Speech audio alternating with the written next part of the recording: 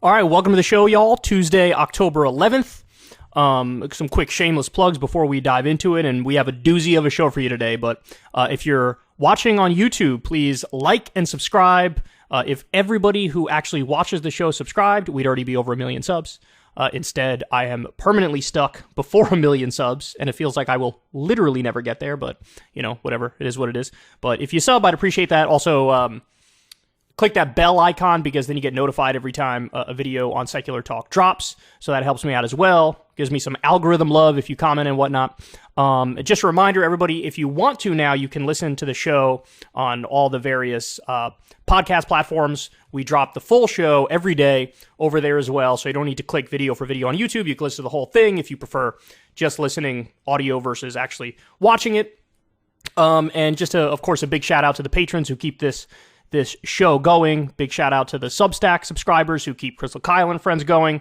Again, very proud of the fact, never had a conversation with an advertiser in over a decade of doing this, and I don't plan on talking to any advertisers, and that's all because you guys make that possible. So if you'd like to support the show, the Patreon link will be in the video description box below, as well as the Crystal Kyle and Friends Substack link. So anyway, without further ado, let's go ahead and jump into it. I got a lot of stuff to talk about today. So John Bolton made the mistake of going on Piers Morgan's show and talking with Stella Assange, Assange's wife.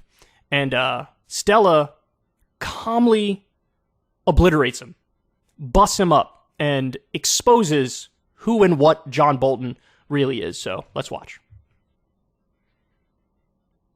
Whether extradition should go forward.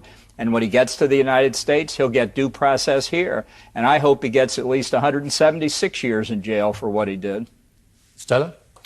Well, of course, All right, let me just... So the argument he made just before what you saw there is, Julian Assange was taking top secret and classified information of the U.S., and he leaked it, and that helped hostile foreign actors, and it's against the law. He's not allowed to do something like that.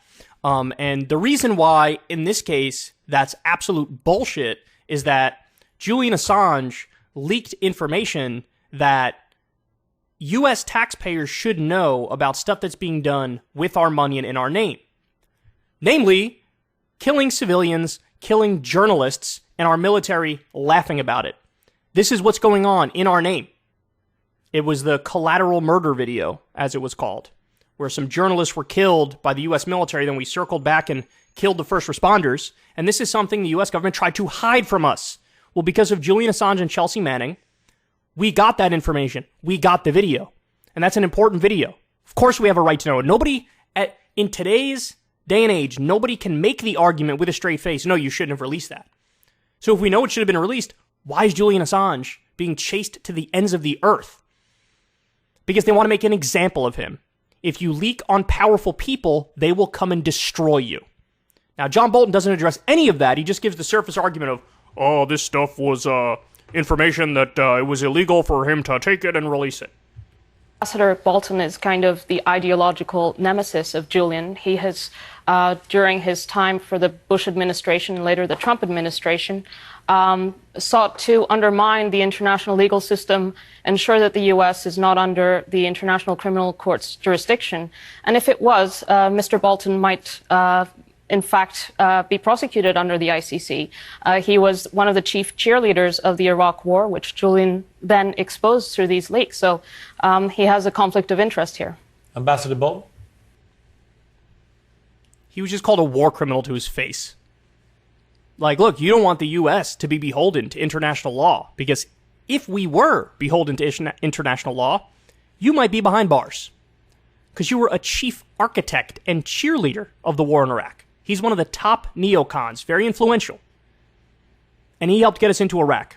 An illegal and offensive war against a country that didn't attack us, where minimum 200,000 innocent civilians were killed. And the real number is probably much, much higher than that. Well, that's ridiculous. That is the fakest laugh I've ever seen in my life.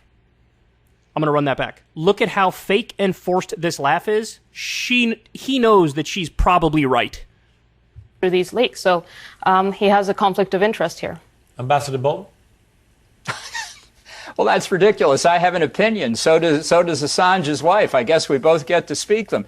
I think that what she fears is being brought to the United States and having Assange put under trial. If he's innocent, she can at least show reasonable doubt that he's not guilty, he'll go free. What's she worried about? I guess what she's...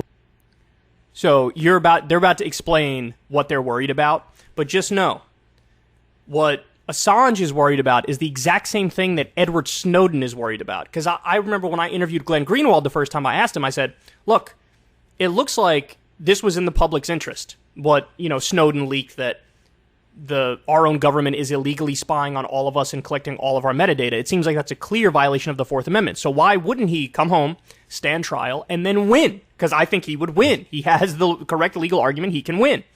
And Glenn said to me, because he's being prosecuted under the Espionage Act, you cannot have the defense of this was in the public's interest. Like, the American people should know this information. You're not allowed to make that defense. What? And so he wouldn't get a fair trial. Same thing here with Julian Assange. And by the way, either John Bolton either doesn't know that, which means he's super ignorant, or he does know that and he's lying. He's probably lying because he's known first and foremost as a massive liar. Worried about is a fair trial because it's pretty clear what the attitude towards him is. Well, let her say a large number of Americans. That's fine. Even Piers Morgan can see through the bullshit. Even Piers Morgan. Let her say Julian Assange cannot get a fair trial in America. Let her say it. Okay. Well, he cannot get a fair trial in America. He said it like it'd be hard for her to say that. Like, oh, you won't say that. I bet you won't say that. Yeah, he wouldn't get a fair trial in America. That's not controversial. In fact, it's pretty fucking obvious. Because he is being prosecuted under the Espionage Act, and he cannot bring a public interest defense. Yeah, that's true. Now, by the way, under the Obama administration, they did not go after Assange because they knew, hey, if we go after Assange, that means we also have to go after the Washington Post and the New York Times and all of these major journalism outlets. We have to go after all of them because they all got this information, released this information, and so what you're doing is you're criminalizing journalism in that instance. No ifs, ands, or buts about it. And, Bolton, I guess, would respond to that and say, okay, go after them. Go after all of them. Go after the New York Times. Go after the Washington Post. Go after the specific reporters. Go after Assange. Go after Manning. Go after Snowden. Because his interest is solely in protecting the deep state, protecting the intelligence agencies, protecting the military-industrial complex. There's never been a war that John Bolton didn't like. If you float it, he's for it. Plain and simple. So yeah, it's hilarious that who do they bring on to take the anti-Assange position? A literal war criminal who thankfully was called a war criminal directly to his face. So Stella's 100% correct here. Even Piers Morgan understands it. This is not a debatable issue. It's the most open and shut, black and white, clear-cut case ever, in the same way that the Edward Snowden case is, in the same way that the Donziger case was, in the same way that the Daniel Hale case is. You guys all remember the Daniel Hale case. This is the guy who did the leaks on our drone program where we learned we're killing 90% the wrong people. They threw the book at him. They locked him up. Free all these people. Pardon all of them. Joe, you wanna one-up yourself here? Because he's been on a string of victories recently. Student loan debt reduction. Now pardoning all federal simple weed possessions. And saying we're going to change the scheduling. Telling the states to do the same thing. One up yourself. Pardon Assange. Pardon Snowden. Pardon Hale. Do the right thing. These things are obvious.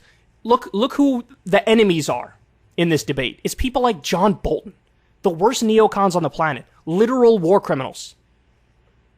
The answer should be clear. Hey y'all, do me a favor and like and subscribe. It helps out big time in the algorithm. Click the bell as well for notifications when videos drop. And watch that video on screen right now. You know you want to.